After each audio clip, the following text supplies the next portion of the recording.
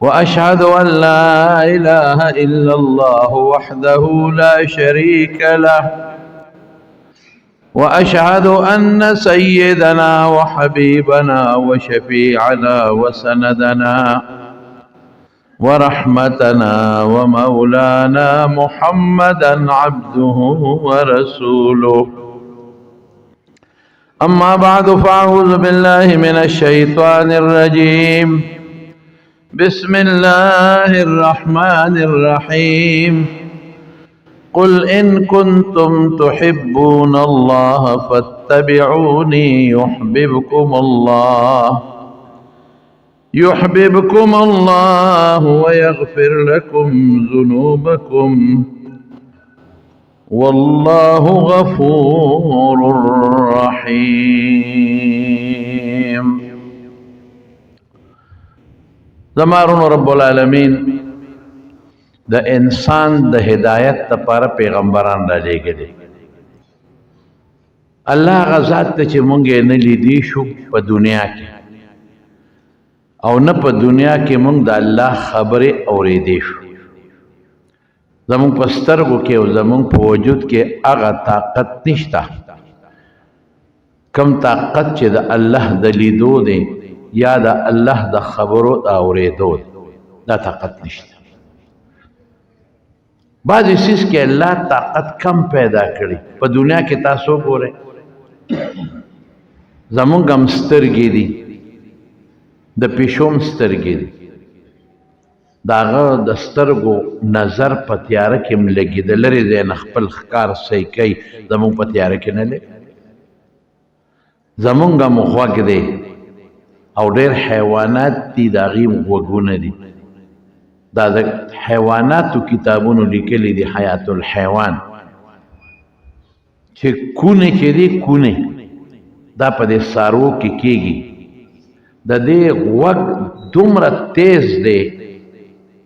د دې کونې د غوږ د اواز چې په حیواناتو کې دومره تیز د غوږ اورېدل د بل شي نشته. دا د پوزې راښکل میږي ته وګوره، لرې ځای کې یو شی کېده، موږ ته پته نه لګي، او میږي ته پته لګي چې دلته یو شی پروت دی. د هغه د پوزې دا سوم، دا بوی، دا د نورو حیواناتو نه زیات دی. په انسانانو کې بیا د بعض انسان د سترګو نظر کم دی، د بعضو زیات دی. په ځوانۍ کې وګورم دقه سترګې دي ستا، لرې د اسمان په غاړه کې خلک پې سپومۍ صحیح کوي او میاشت پې ویني. او د بعض انسان د سترګو نظر دومره چې داسې نږدې و د څوک تېرېږي نو ویني، او چې لږ لرې شي بیا نه. دا د دې وجود طاقتونه دي. دقسې زمونږ په سترګو کې یا زمونږ په غوږ کې په دغه دنیا کې چې دا کومه دنیا ده هغه طاقت نشته کم باندې چې مونږ الله وینو یا د الله خبرې وو.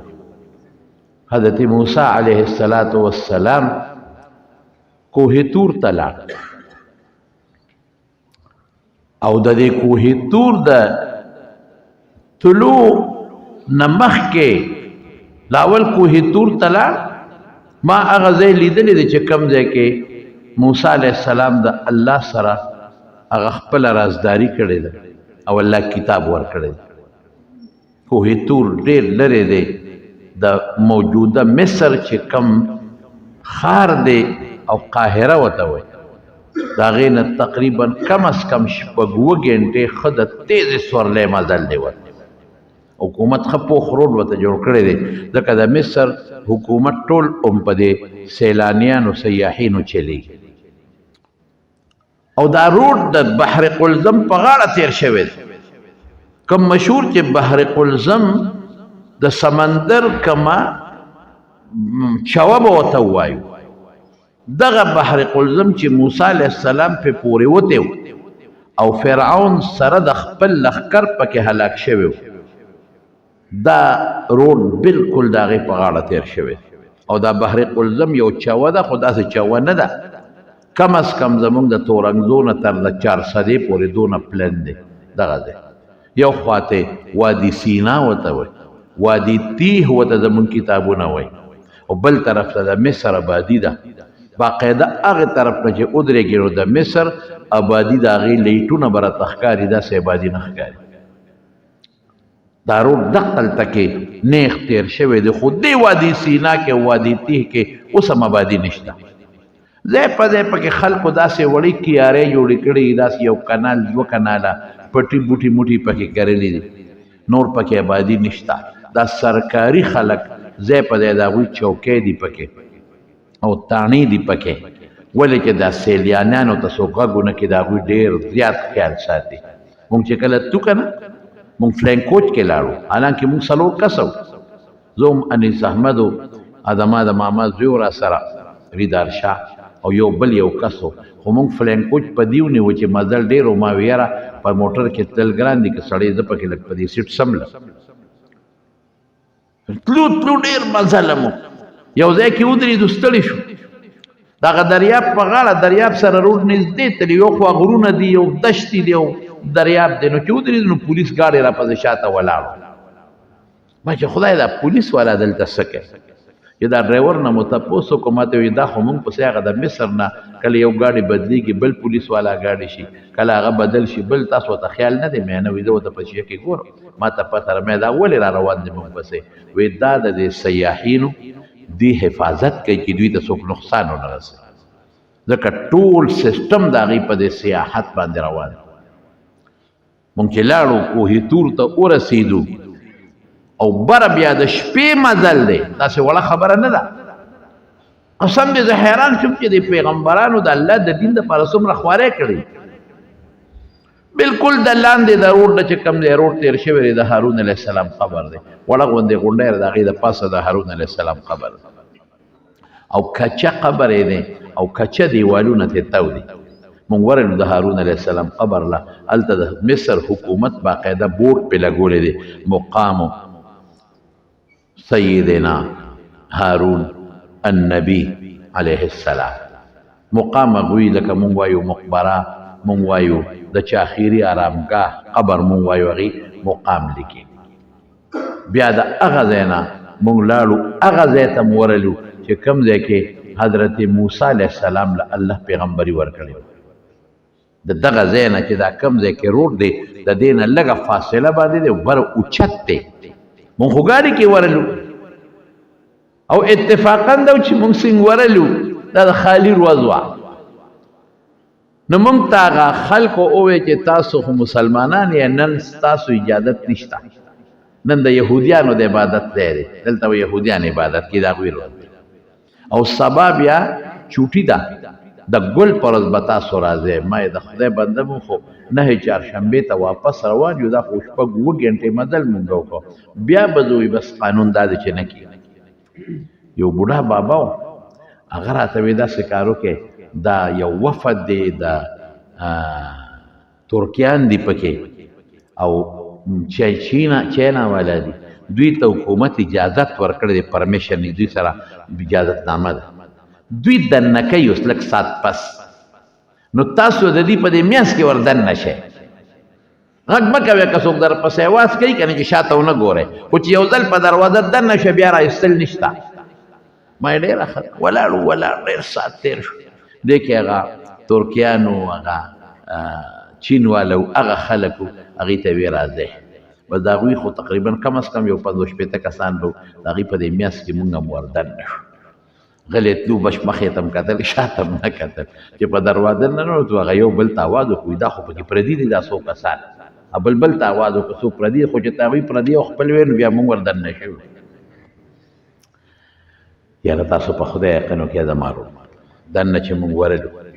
هغوی خو خیر فرضي د موسی علیه السلام تصویرونه هم جوړ کړي د هارون علیه السلام تصویرونه هم جوړ کړي یو کوي د هغوی سوچ دا دی چې دا هغه کوي دی چې موسی علیه السلام دلته وبس کړي دي زموږ په کتابونو کې ذکر نشته او 3 عبادت خانې یو د یهودیانو عبادت خانه د هغې نه بره د عیسایانو عبادت خانه او د هغې د پاسه د مسلمانانو جومات د خالی پر ورځ یهودیان راځي دلته خپل عبادت کوي او د اتوار پر ورځ عیسایان راځي د هغوی چرچ د ګرجه د خپل عبادت کوي او دا باقي ورځې 15 ورځې دا د مسلمانانو د هغوی راځي بیا مونږ ورغلو هغه ځای ته چې کوم ځای کې موسی علیه السلام سره الله خبرې کړی د پیغمبر یو طاقت شته هغه خبرې اوري د الله وحی د پیغمبر ته وحی کېږي چې کله موسی علیه السلام دغه ځای له ورغی د سره خو بیبي وه هغې ته ماشوم د کېدو تکلیف شروع شو نو موسی علیه السلام مخامخ اور ولیده نو بیبي ته وایي ته دلته کښېنه زه ورځم او د اور سره به یا څوک وي چې زه راولم چې ستا د ماشوم د پیدایش خدمت وکړي او یا به دله څه اور مور راوړم ځکه چې ماشوم که وخت پیدا کېږي دغه وخت کې مور ته د ګرمایش ضرورت دی بیبي دلته پرېښوده ورغې او چې څنګه ورغې نو دا اور نو دته اور ښکارېده یو اونه ده او په هغه اونه کې اور بلیږي شنه اونه کې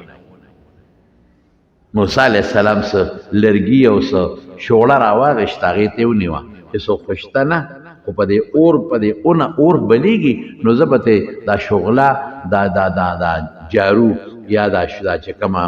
دغه مې راغېشتې ده دا شوړه دا به ته بله کومه نو ځان سره به یوسم نو چې دی هغه شوړه ورنږدې کوي اتې بره کېږي چې دی هغه شوړه ورنږدې کوي نو هغه ته بره کېږي حقې نه آواز شو چې موسی انی انا الله زه خدای فاخلعن علیک انک بالوادي المقدس طوا ته په وادي طوا د دې نوم د هغې کې ولاړې او دا ډېر مقدس پاک ځای دی دا څپلی دی وبس انی انا ربک زه ستا رب یم فاخلعن علیک بس اتوی شو دغه ځای کې دغلته موسی علیه السلام ته پیغمبري میلاو شو زه حیران یم چې اور بلیږي نه لوګي شته نه تو شته اور نورو یو جلکو نه ایرې شته نه اونه سوځي څلور نیم زره کاله په هغه اونه تېر شوي دي په خدای یقین چې اوس هم هغه اونه هغه ځای ولاړه مونږ په خپله معنی صحمت دی بچې چې دا کوم ایتونه د دې په حق کې حضور پاک ته الله نازل کړي دا لږ په خشته اواز ما ته تلاوت کړه چې دلته یې ووایه هغه خلک نه پوهېدل هغه غریبانانو ته خو پته نه وه نو هغې ته ما ټول تفصیلات وی هغه هم خوشحاله شو مې هغه تورات کم ځای نازل دی هغې وی چې هغه خو بره د غر په سر نازل دی بره جومات دی او غار دی چې کم ځای تورات نازل دی ما هلته ځو وی هلته اوس نه شی دی هلته به ماسخوتن لس نیمې بجې روانېږي ځکه چې ډېره سخته ګرمي ده په لاره او بیا عجیبه داره دغه وخت ګرمي وه څوک یې نه پرېښودل او د شپې دومره یخني وه چې مونږ ته وی تاسو په دې جامو کې نه شئ ختې تاسو ځان له کمبلې ځان له شړی پیدا کې او دیم راته وایي چې د شپې باران کېږي هره شپه دلته باران نری باران کېږي خو یریږئ به نه سخت باران نه دی د شیبو د شرق خبره بني او بل مونږ وی رسو به څنګه وي مونږ به درته سړی درکو اب هم بره بوځي ګایډ چې ورته وایي رهنما د هغه پیسې هم جمع کړي لاړو هلته یو جومات و هغه جومات کې هم وخت تېر کړو د شپې 10 بجې ران 7 کیلومیټره مزل و د ویښ نه بره سر ته مونږ وختو زما خو په ځان یقین نو چې زه به وخېږم کل مې په ځان یقین نو ځکه زه کیلومیټر په دې مخامخ لاره نه شم تللی نو مې دا 7 کیلومیټره به څوک خېږي خو په خدای یقین وکړې د الله طاقت و بس دوه کمیسه مې چولي 2 جوړې یخني وه یو څادر مې پټکې کړی و یو مې پې د پاسه اچولو یو مې ترې لاندې اچولو داسې ګړبېدو او واقعي نرۍ څاڅکې باران په ټوله لارو ورېده بروخت شپه م پکې تېره کړه سهار مونځ مې وکړه هغه ځای چې کوم ځای تورات نازل دی د جومات لاندې غار دی په خدای یقین وکړه چې هغې کې د سګرټو دا نیمې قوقې پرتې وي انیس احمد لا ورکوز شو ویې وروږه دا ځای را صفا کوم هلته تورات نازل شو تورات خدای نازل کړو 40 ورځې حضرت موسی علیه السلام په هغه ځای کې تېرې کړي دي او چې بیا سار وختي او موږ را کوزېدو نو په لاره هغه جبل دکا چې کوم د موسی علیه السلام د الله خپل ځان یو جلک خولو ټوکړی شو اپروتو هغه زما مقصد دی کې دا دی چې کله موسی علیه السلام سره الله خبرې وکړې د موسی علیه السلام په زړه کې د الله د لیدو شوق پیدا شو رب ارینی خدایا ما ته ځان وښایه. یو معشوق یو محبوب چې تا سره خبرې وکړي خبرې خشتۍ خوږې وي مزېداري ته وایې چې دا مې اوس ولیدې اوس مې ورسره ملاقات وشو. نو چې موسی علیه السلام سره الله خبرې وکړې نو د موسی علیه السلام په زړه کې د الله د لیدو شوق پیدا شو. رب ارینی ما ته به ځان ښیې. قال لن ترانی ما هرګز نشي لیدی خبرې به مې تورې تاله دا طاقت در کوم چې ته به زما خبرې واورې. عام انسان زما خبرې هم نشي اورېدی. بعضې خلکو ته الله خپلې خبرې اورولې دي خو الله ورته ډېره اسانتیا پیدا کړې ده. عام سړی زما خبرې هم نشي اورېدی. تاله دا طاقت در کوم چې زما خبر اورې ځکه ته پیغمبر یې چې زما خبرې واورې نو خلکو ته به ورسوي. لیدل خو دلته سوال نه پیدا کېږي چې ته زما وکړې لن ترانی نه الله ما ته به ځان ښیې. موسی علیه السلام خو دا ذهن کې و چې د الله کم قدرت طاقت دی دا د بل چا نشته ما له خدای دا طاقت راکولی شي لیکن د الله قانون لن ترانی چې موسی علیه السلام ډېر زور ولګو چې ما ته ځان وښایه نو الله وی ولکن انظر الی الجبل فان استقر مکانه فسوف ترانی وی داسې وکړه د غر ته زه خپل یو جلک ښیم که غر په ځای ټینګ شو نو بیا تم زما د لیدو طاقت لرلی شي تم ټینګېدی شي او که غر په ځای ټینګ نه شو نو ته به څنګه ټینګ شي زما لیدو. غر خو یو طاقت ما ورکړی دی هغه یو پاور دی په ځای ولاړ دی څوک یې ړکولی نه شي. غر ته یو جلک ځان ښیم که ټینګ شو بیا مې ته ووینې. فلما تجلى ربه للجبل جعله دکا وخر موسی صعقا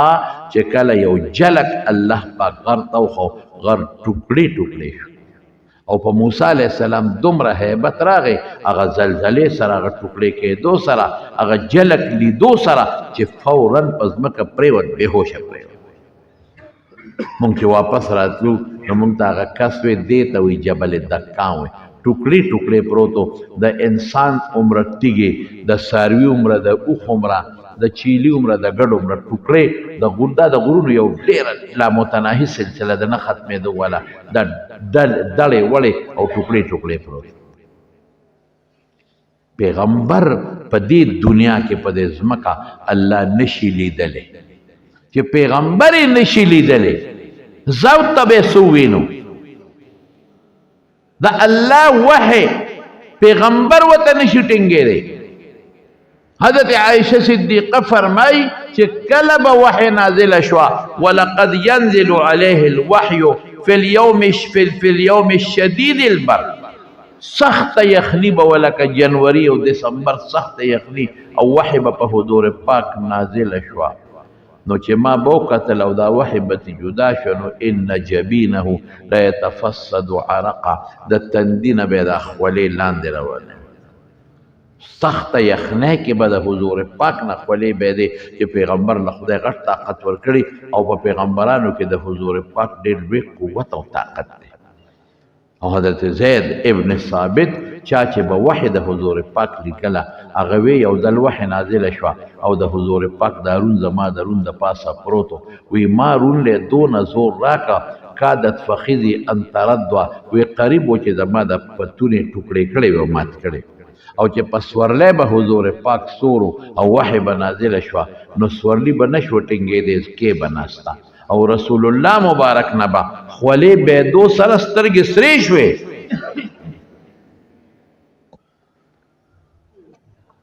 سترګې مبارکې به سرې شوې رنګ به زیړ شو رګونه به وپړسېدل او غټې غټې ساګانې به حضور پاک اخیستې دومره سخت زور به حضور پاک له ورکاو.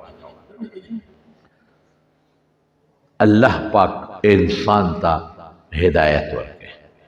د دقه هدایت لپاره بالذات مونږ د خدای د وحی خبرو ته نشو ټینګېدی نه اورېدی شو.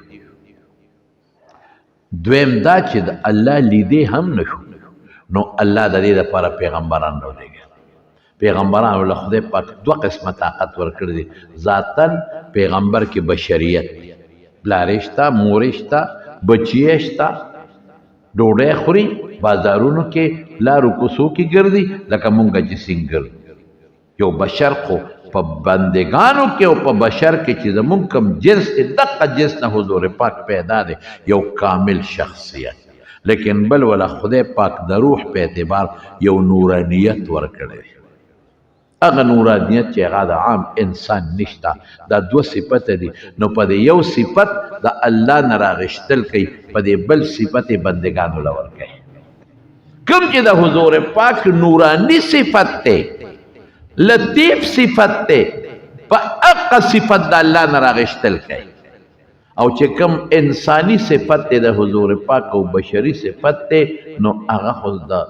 چارور د پیغمبر د چا زوی د پیغمبر د چا پلار دی د چا خاوند دی نو بیا خو خلکو سره میلان دی میل میلاپ دی نو په هغه حیثیت دی خلکو ته د الله د طرف نه دا وحی ورکوي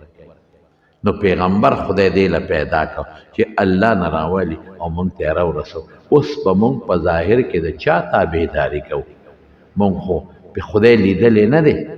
نه مونږ په پسترګو کې دا طاقت چې مونږ الله وینو نه خو مونږ خدای مونږ ته وحی را لیږي چې ګنې بالذات ما ته وحی را لیږي وحی شرعي چې چاته را لیږي خو پیغمبران خو محدود دي هر سړی خو پیغمبر نشي کېدی او نه د پیغمبر علیه السلام نه پس بل پیغمبر شته او نه راغلی دی او نه به راشي مونږ به ظاهر کې تابعداري د نبی کریم صلی الله علیه وسلم او دا تابعداري د پیغمبر دا د الله تابعداري ځکه پیغمبر د ځانه په خدای دروغ نشي ویلی پیغمبر د ګناه نه بالکل محفوظ دی او معصوم دی نه په ماشوموالي کې د پیغمبرانو نه ګناه شوې ده او نه د بالغ کېدو نه پس شوې ده نه د پیغمبرۍ نه مخکې شوې ده نه د پیغمبرۍ نه وروسته شوې ده بالکل معصوم دی نو دا نشي کېدی چې خبره د پیغمبر خپلی او دا د خدای ده د ده په ژبه هغه شی راځي چې کوم د الله د طرف نه دام زه نه ویم قرآن شریف وایي وما ینطق عن الهوا ان هو الا وحی یوحا چې کوم شرعي خبرې دي نو په هغې کې دی د ځانه خبرې نشي کولی دا د ده زړه ته الله وحی راولېږي نو هغه خپل امت ته بیان کړي نو رسول الله صلی الله علیه وسلم اتباع شو چې څوک د پیغمبر تابعداري کوي دا په حقیقت کې د چا تابعداري شو د الله او چې پیغمبر درته وایي دا کار مه کوه دا د الله حکم دی خو ژبه د پیغمبر چې څومره کارونه رسول الله صلی الله علیه وسلم کړي دي یا کم کارونه کوي دا ټول د الله د طرف نه دي نو دا آیت چې مولسته اوس دې کې واوره چې اوس سکون اطمینان او خوشحالي به درته میلو شي الله څه فرمایي قل اوایا د خپلو امتیانو ته دی ای محبوبه ان کنتم تحبون الله که تاسو الله سره مینه لرل غواړئ تاسو دا وایئ چې زمونږ د الله سره ډېره زیاته مینه پیدا شي هلکه مونږ ټول غواړو چې د الله سره زمونږ مینه پیدا شي مسلمان چې وي دا غزله کې به د خدای مینه ان کنتم تحبون الله که الله سره مینه لرل غواړئ او الله خپل محبوب ګرځول غواړئ نو فتبعوني دا نه وایي چې فتبعوه دا نه وایي چې د خدای تابعداري وکړئ بلکې څه وایي ورته ووایه فتبعوني چې زما تابعداري وکړئ د حضور پاک تابعداري وکړئ چې د پیغمبر تابعداري که خدای سره مینه لرل غواړئ د خدای د مینې نښه څه ده د نبی کریم صلی الله علیه وسلم تابعداري فتبعوني زما تابعداري وکړئ نو چې د پیغمبر سره تابعداري وکړئ نو دونه به د مینه مضبوطه شي چې بیا به یوازې ستا مینه نه بیا به الله په تا مین شي یحببکم الله الله به سره مینه وکړي ويغفر لكم ذنوبكم ګناه به درته ټوله معاف کړي والله غفور رحیم او رب العالمین غفور رحیم دی الله تعالی به درته ټول ګناهونه الله معاف کړي یعنې د رسول الله مبارک تابعداري خصوصونه د کمال شی شو چې د پیغمبر تابعداري وکړي نو الله به در سره مینه کوي دا یوه شوه یغفر لکم ذنوبکم ګناه هم درته ټوله بخي او والله غفور رحیم مزید رحم کرم هم در باندې کوي د پیغمبر مبارک تابعداري اوس رسول الله صلی الله علیه وسلم مونږ تخپل د تابعدارۍ لارې مختلفې خولي یو لارې دا خوله چې خامخا به دې کې زما تابعداري کوي هغې ته فرض وایي خامخا به د دې نه ځان ساتې هغې ته حرام وایي د هغې مختلف کیفیت دي یو دا دی چې یاره خامخاوالې پکې نشته خو که د پیغمبر تابعداري دې وکړه نو آخرت کې به دله خدای ډېر لوی مقام لري او که دې ونه کړه نو بیا به د قیامت پر ورځ پیغمبر ته ملامت دی بل هغه دی چې د پیغمبر تابعداري وکړه خدای به دله ډېر خیر او ډېر برکت درکړي اک خیر دی هغې کې درته لږ اجازت درکړی دی که تابعداري دې ونه کړه نو څه ګناه در باندې نشته خو فایده پکې شته زه د هغې یو مثال در کوم چې تاسو پې پیش ډاکټر له چې د لاړ شي یو سړی د بلډ پریشر مریض مثلا یا د شوګر مریض ډاکټر هغه ته مختلف قسمه دارو لیکي یو دارو ته هغه لیکي چې دا به خامخا خورې ګورې دا به نه پرېږدې که دا دې پرېښوده نو شوګر دې اوچتېږي د زړه ټیک درته کېږي دا دارو به نه پرېږدې دا به ګورې خامخا خورې که غریب یې که مالدار یې که د هر څنګه یې خو دا به خورې که دا دې ونه خپل بلډ پریشر دې اوچتېږي د سر رګ به دې ښېدي یا پالج به والې دا هغه دارو دي دا ډاکټر کې ولیکل لکه سړی چې فرض کوي فرض دا به خامخا کوي بلې درته لیکلي چې ګورې مهرباني وکړه خواږه به بالکل بند دي که خواږه دې وخوړل که نه نو بیا دا دارو فایده نه درکوي شوګر دې اوچتېږي خواږه به دې بند دي غوړ به بالکل نه خورې که دې وخوړل دا دارو فایده نه درکوي بلډ پریشر دې نور هم اوچتېږي دا داسې ده لکه شریعت تا ته وایي دا حرام دي ځان ته سات یو بل قسم درته ډاکټر لیکلي هغه وایي دا قسم دارو به خورې که دې پرېښودل مرې نه خو نقصان دې شته دا ورسره وخوره دې سره به د یو پوټې وجود کې طاقت پیدا شي که نه م خورې پروا نشته خیر دې مرې ته نه خو فایده ورکوي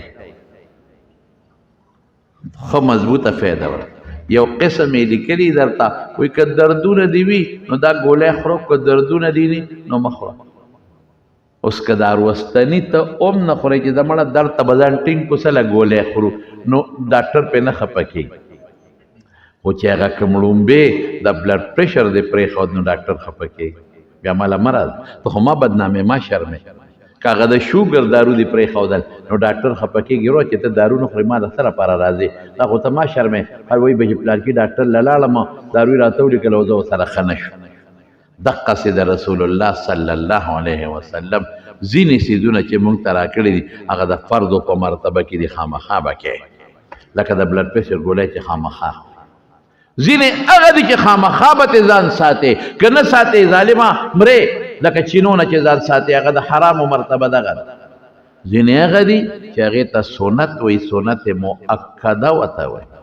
مضبوط سنت چې رسول الله مبارک په زندګۍ کې ټول عمر کړي دي یو کرت نیمې پرېښې دي دا هغه دی لکه ډاکټر چې تا ته طاقت دارو لیکي چې دا ورسره خوره ګورې که دا ورسره نه خورې یوازې د شوګر او د بلډ پریشر په ګولو کار نه کېږي ما در باندې بلا څیزونه بند کړل چې طاقت دې نه بلوت به ګورې مړې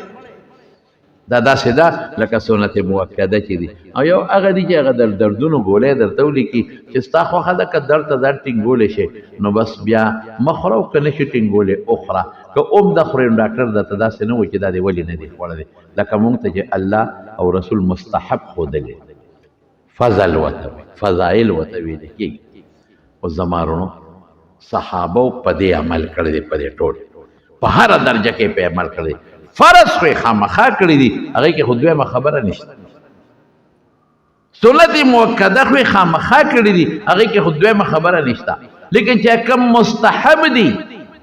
چې هغې کې صحابو ته اختیار ستا خوښه ده کې او کې نه کې هېڅ ملامتیا در باندې نشته که ته نه کې په خدای قسم صحابو عقب کړي الله کمال ته رسول زه به د هغې تاسو له یو څو مثالونه درکړم چې تاسو پې پیش حضور پاک په مکه شریفه کې بیت الله ته ننوت چې کله رسول الله مبارک د مکې نه هجرت کا او د مکې نه ته بیت الله شریف کې دننه کومه کوټه ده او خلک د هغې نه طواف کوي دا خو ډېره مبارکه کوټه ده ډېره برکتي کوټه ده نبی کریم صلی الله علیه وسلم چې کله ته کنه دا د پیغمبر تلل عجیبه کیفیت د شپې نه ورغې یو کس دی د هغه نوم عثمان ابن طلحه هغه له ورغې وی عثمان دروازې ورته ولروه یو خبره ته کوم او یا داسې حضور پاک جړغونې شو وی زه روان یم دا وطن پرېږدم دا قوم زما ما نه پرېږدي دلته اوس تاله راغلی منو ته مهرباني وکړه دا بیت الله راته کوله وکړه دننه ورننوځم یو 2 رکعته مونځ پکې هېڅ پته نشته چې بیا به زه دې وطن ته راشم او که بیا به رانشم هغه نار کور ته ننوته او چابي راواغېسته د بیت الله چابي یې غسله او بار روت د حضور پاک تمه پیدا شو چې که خیر شپه ده څوک نشته او دی به لاړ شي ما ته به دروازه کولو کې زه پکې یو 2 رکعته مونځ چې بار څنګه روت نو پیغمبر مبارک یې چابي دغسې وړقولی وایي دا چابي دا د ما سره ده او اختیار هم زما دی چې دی هر چاته کولاوم نو ما ته باندې څوک سوال نشي کولی لیکن نه درته کولاوم نه چابي درکوم سرک جواب یې دا خپل کار صح جواب بس رسول الله مبارک په اختیار ستا دی زه خو درته رالم زه خو تا ته سوال کوم یو منت درته کوم چې ما ته کولاو دا زما وطن دی زما ملک دی او زم پته مې نشته چې بیا به راشم که نه نو دړی او ارمان مې دی تا ته زما یو سوال دی نه درکوم دا چابي م را سره د اختیار م زما دی ما نه څوک تپوس هم نشي کولی که درته کولاو ونه کولاو په دقه وخت کې الله حضور پاک ته یو وحی راولېږله والذي فرض عليك القرآن لرادك إلى معاد وحی راغی او عثمان ته وی عثمانه و یو وخت به راشي یو وخت زه به راته دقسې اشاره کومه چې چابي راوړو په منډه به یې راوړي یو وخت به راشي هغه پورې ملنډه وکړه ټوکې وکړې اوس ته ځای نشته په مکه کې منتونه کې او دونه غټې دعوې کې زه ویا به هغه وخت به خدای راولي هغه وخت خدای راوسته 8 کاله پس مکه شریفه فتح شو خو چې فتح شوه نو رسول الله مبارک وفرمایل ورشه عثمان راولي ورته یې چابي راوړه عثمان راغی او وی چابي دقسې حضور پاک ورته اشاره وکړه عثمان چې زما هجرت کو ما درته څه ویل یاد دي نه تا هغه وخت ما پورې ټوکې وکړې راوباسه اوس چابي ته واغېسته لاس یې رپېدل وایي هغه وخت زما وجود رپېدو ستا لاس رپېږي راکه چابي ته واغېسته او بیت الله شریف ته دننه شو او لاول نه ورته صحابو ته وی دننه یې را صفا کې دننه پکې بلا بوتانو د ابراهیم علیه السلام بوت یې پکې جوړ کړی د اسماعیل علیه السلام بوت یې پکې جوړ کړی د ځان یې بوتان جوړ کړی هغه هر څه ترې را صفا کړل وی د الله رسول د بوتانو نه بیت الله را پاک کړ نو حضور پاک ورننوت چې ورننوت په کومه دروازه باندې وردننه شو نو مخامخ لاړ نو مخامخ دیوال سره د دواړو جهانو مبارک سردار 2 رکعاته نفل وکړل حضور پاک خو ډېر زیات هوښیار و 4 یې کولی شو 10 یې کولی شو 6 یې کولی شو لیکن پیغمبر مبارک صرف او صرف 2 رکعاته وکړه دې کې دا حکمت چې که زه ډېر وکړم نو سبا به امت هم ډېر کوي او هر سړی ډېر نشي کولی بس چې صرف 2 وکړم که سبا څوک وردننه شو اب وایي چې حضور پاک 2 کړي دي راشه تم 2 رکعاته وکړه حضرت عبدالله ابن عمر اسرونو دلته تاسو دا وره چې بیت الله کې دننه 2 رکعاته مونځ دا حضور پاک کړی دی خو حکم یې نه دی کړی چې تاسو راشئ په بیت الله کې 2 رکعاته دننه مونځ وکړئ بلکې عایشې صدیقې حضور پاک ته وایي چې د الله رسوله ما بیت الله ته وردننه کړه چې زه پکې مونځ وکړم بلکل یې دننه کولی شوه لیکن پیغمبر مبارک په وروستو خپلو امتیانو ښځو تکلیف نه راوسته که عایشه دننه شي نو بیا به وروستو ښځې وایي چې موږ هم دننه شو که نه دا خو وړه کوټه ده هم به پکې سړي منځونه کوي هم به ښځه منځونه کوي نو عایشه یې د مټه ونیوه او حتویم ته یې راوسته وایي عایشې دلته 2 رکعاته مونځ وکړه دا بیت الله دی دا د بیت الله حصه ده د حتویم حصه د بیت الله ده اوس ګوره د مارونو 2 رکعاته مونځ په بیت الله کې وکړو که یو سړی وایي چې یاره د بیت الله ته ننوځم او خدای وله طاقت ورکړه نو 2 رکعاته مونځ په بیت الله کې وکړي دا مستحب شو دې ته مستحب وایي لیکن عبدالله ابن عمر چې څنګه حضور پاک راووته بلال ورپسې و حضرت عبدالله ابن عمر وردن نشو نو بلال ته وی بلاله وی پیغمبر مبارک کم ځای مونځ کړی دی وی د دې مخامخ دوستنو په میانس کې دقه ځای کړی دی هلته لاړو حضرت عبدالله ابن عمر په هغه ځای کې مونځ وکړه چې کوم ځای کې حضور پاک مونځ کړی دا اوس هغه مینه او محبت د حضور پاک دی که هر ځای کې کو نو سنت پیدا کېدل لیکن کم ځای وکړه رسول الله مبارک دا نه دی ویلي چې دا ما کم ځای وکړه دلته مونځ کوه لیکن هغه وی راشي چې پیغمبر کم ځای کې مونځ کړی دی هغه ځای کې کوم دې ته مینه وایي دې ته محبت وایي او چې د مکې مدینې په لاره به چتم عبدالله ابن عمر ته هغه ځای کې به آرام کو چې کم ځای به حضور پاک آرام کړی او په هغه ځای کې به مونځ کو چې کم ځای د دواړو جهانو سردار مونځ کړی حالانکه که هغه ځای مونځونه کې بل ځای مو کې نو پروا نشته او که هغه ځای خوبونه کې چې کم ځای حضور پاک کړی دی بل ځای وکې نو هم پروا نشته لیکن دا د رسول الله مبارک سره عشق او دا د پیغمبر مبارک سره مینه او محبت اوس بله وره د حدیبیې په مقام کې د کافرانو د طرف نه عروه ابن مسعود ثقفي راغی او مذاکرات کوي د رسول الله مبارک سره دا ورس کمال ته به زمارونو الله رسي چې د پیغمبر مبارک سره د زړه مینه وساتئ کمال ته به الله رسي چې د پیغمبر طریقې ته سپکو نه ګورئ دا به نه وي چې مړه دا پکې زیاتي شی دی که دې وکړه او که دې ونه کړه مړه دا مستحب پکې چا راوستلي دا مولیانو پکې د ځانه قصې زیاتې کړې دي دا که دې ووې نو پته ولګېده چې ستا د رسول الله سره مینه محبت نشته زما قسم په خدای صحابه چې به په لاره تلل او پیغمبر به قدم اوچتو دی به کوشش کو چې د خپه په حقه ځای کړدم چې کوم دی د رسول الله مبارک خپه پې لګېدلی مینه دې ته وایي عروه ابن مسعود ثقفي راغی او د مکې د کافرانو د طرف نه حضور پاک سره مذاکرات کول چې مذاکرات یې کول نو دا خلک د یو بل اسم زنه نیسي که ستاسو خیال یو مینه څوکۍ نو ګیرې له وله ګوتې یوسي نو هغه لاس راوړه او دلته کې د حضور پاک په دې ګیره باندې راښکه زنه د پیغمبر نیوه ګیره مبارکې نیوه یقین په خدای که عبدالله بن مسعود تورو چته کړه او د تورې په سټۍ د هغه لاس وی اخر یدکه لرې که لاس دا د کافر لاس دا پلیت لاس زما د پیغمبر په ګیره راکاږي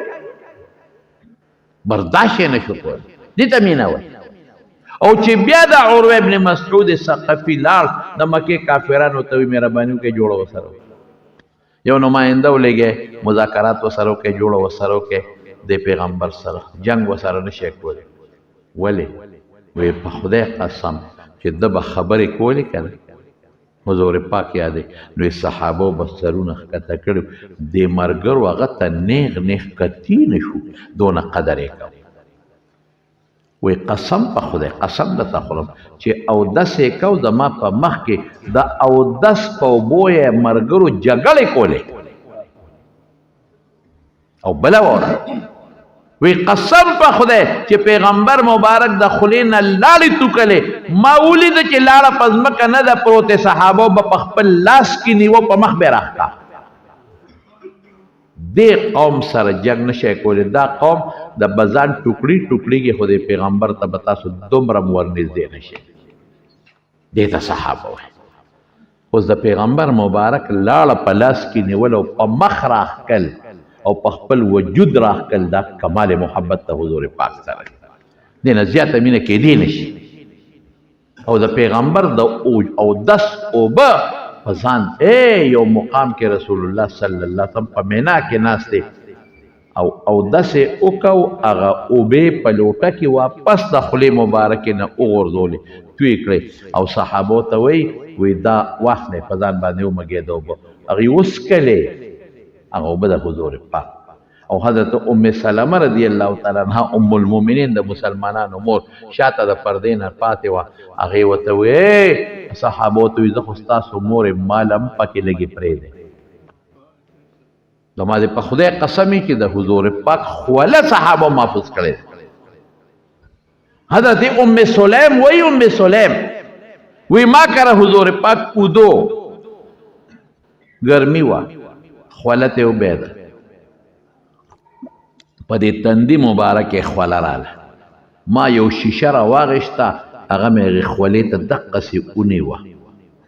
چې د خولې مبارکې د اساس کې په دې شیشه کې را پرېوځي وی هغه شیشه د حضور پاک سره وجنګېده راویښ شو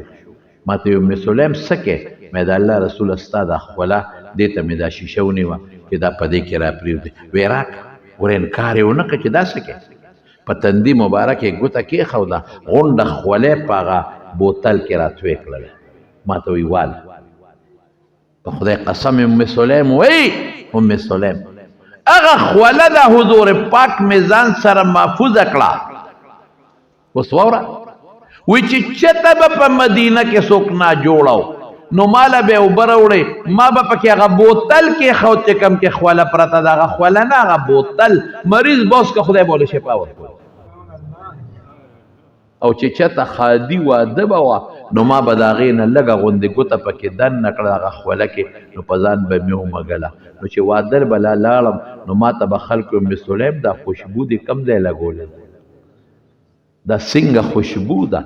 داسې خوشبو خو غټ غټ بادشاهانو د بادشاهانو ښځې نه لګي کومې چې تا لګولې ده ما به غږ نه کو خو ما به پړه کې وی چې دا هغه خوشبو ده چې ما د دواړو جهانو د مبارک سردار خوله راغشتې رو په جامه مې مږلې دې ته مینه وایي دغه پیغمبر چې زما او ستاسو د هدایت لپاره الله نازل کړی دی رښتیا ووایه رښتیا که حضور پاک په دنیا کې نه وي نه به ستا ایمان و نه به د اسلام و نه به د لمونځ و نه به د روژه و هېڅ په دې دا خو رسول الله مبارک د موږ خدای لیدې نه دی دا قرآن د الله نه چا راواغېسته محمد مصطفی صلی الله علیه وسلم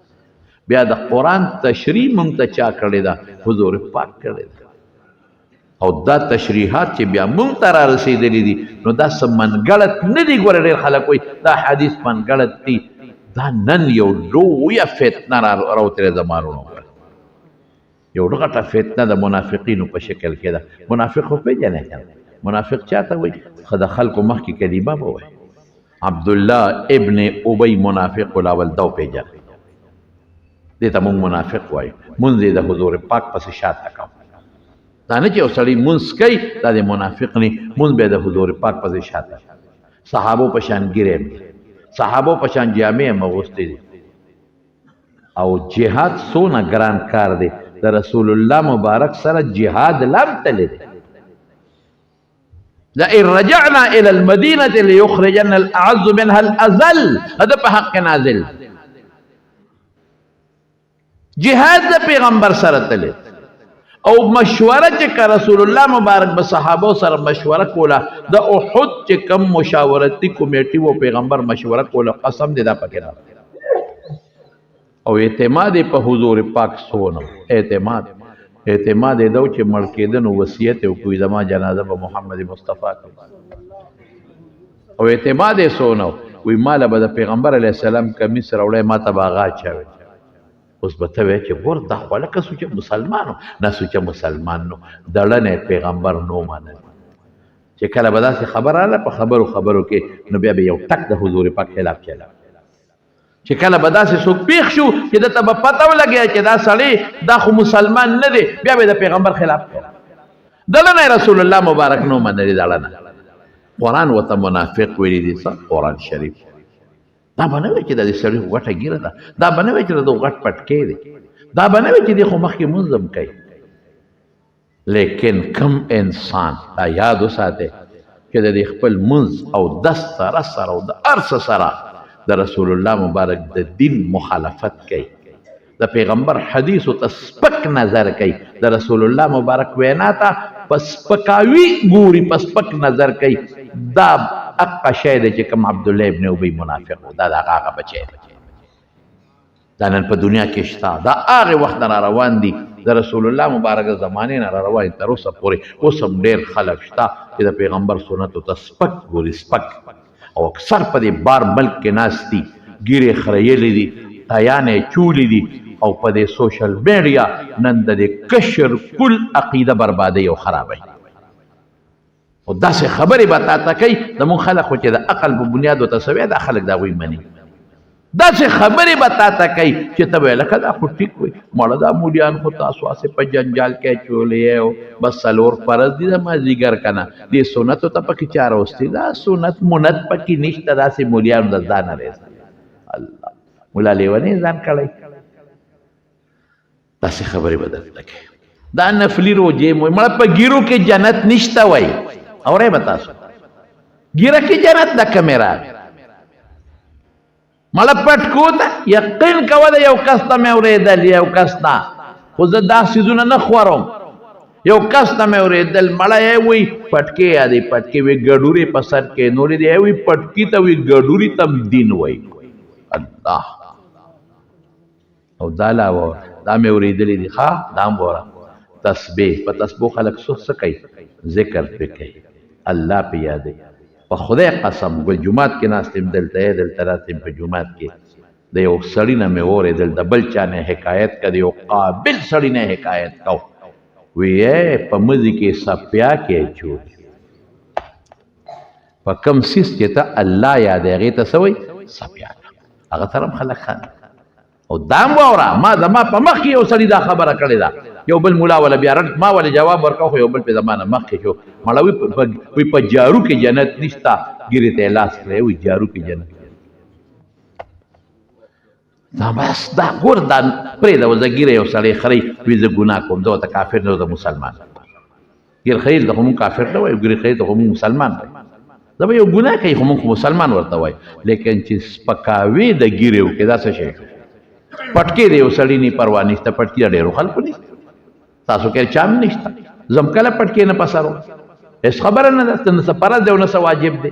یو مستحب یو سنت امر دی لیکن چې ته د پیغمبر جامې ته سپک ګورې دا سپکوالی څه شی شو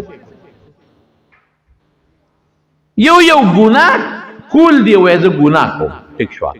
زه ګناه کوم زه ګیره خریم زه ګناه کوم ما ته ملا صاحب دوا وکړه چې خدای پاک توفیق راکړي ټیک شو خلک کوي دا ګناهونه کوي پټکې په سر دې نم که نو څه خبره نشته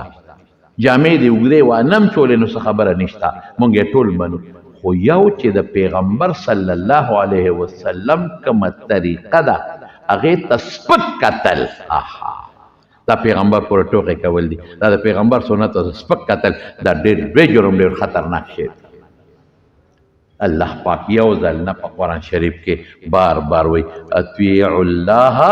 و اطیعوا الرسول دا الله تابعداري وکړه دا الله د رسول تابعداري وکړه او بل دی الله فرمایي ولکم فی رسول الله اسوة حسنة لمن کان یرجو الله والیوم که د خدای د ملاقات امید لري که د خدای د رحم امید لري او که د قیامت ورځ منې چې خدای به رانه تپوس کې الله سره به ملاقات کېږي نو ما دله خشته نمونه رالیږلی د حضور پاک په شکل کې هغې نمونې سره ځان برابر د هغې نمونې سنتو ته سپک کتل ډېر لوی جرم دی زما بهر کې آینده جمعه کې به راته څه لږې خبرې په دې نورې موکم انشاءالله خو زما ورونو حضور پاک سره چې مینه ساتو د پیغمبر ټولې طریقې به مونږ ځان له د کامیابۍ طریقې ګڼو بس دا لنډه خبره شوه مونږ وایو چې حضور پاک د دې شکل په شان شکل زه جوړ کړم جامه د هغه په شان که وانم چې نو څه ګناه نشته هېڅ ګناه پکې نشته خو زه وایم چې نه زما جامه دې هم د هغه د جامې په شان زما خوی اخلاق دې هم د هغه په شان دي هغه چې کوم منځونه کړي دي کوم ځای کې یې کړي دي په کار دی چې زه مقصې وکړم چې زه د پیغمبر په شان ځان کم او د هغې اتباع وکړم ما سره به الله مینه وکړي او ماله به الله کامیابي راکړي الله پاک دې زمونږ په لونو کې زمونږ د ښکلي مبارک مینه پیدا کړي